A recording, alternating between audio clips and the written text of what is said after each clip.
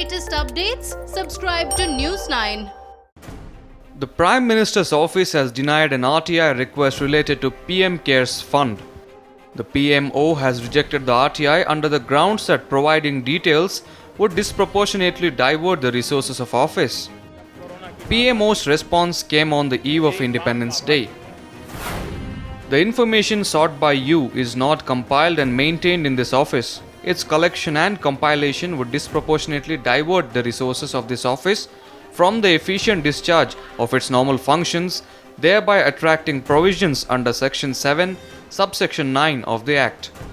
The RTI was filed by Commodore Lokesh Batra, asking for the total number of RTI applications and appeals received and disposed of by the PMO each month after April 2020. The RTI also requested a number of applications and appeals related to the PM CARES and Prime Minister's National Relief Fund. The PMO provided the overall data but denied the information related to the two specific funds.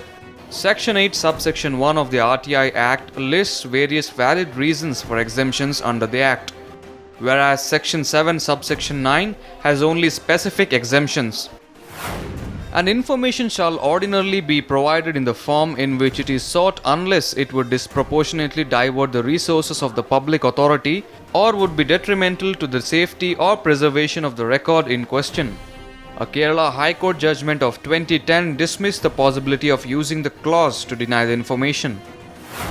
That section does not even confer any discretion on a public authority to withhold information, let alone any exemption from disclosure. It only gives discretion to the public authority to provide the information in a form other than the form in which the information is sought for. The former Chief Information Commissioner said that the denial of information by the PMO is a misuse of the clause by CPIOs. There is no ambiguity.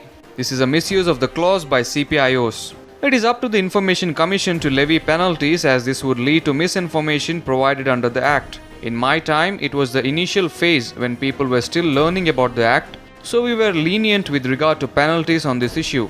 However, it is now well established and there is no excuse for such misuse. This is not the first time an RTI application seeking details about the PM CARES Fund was denied.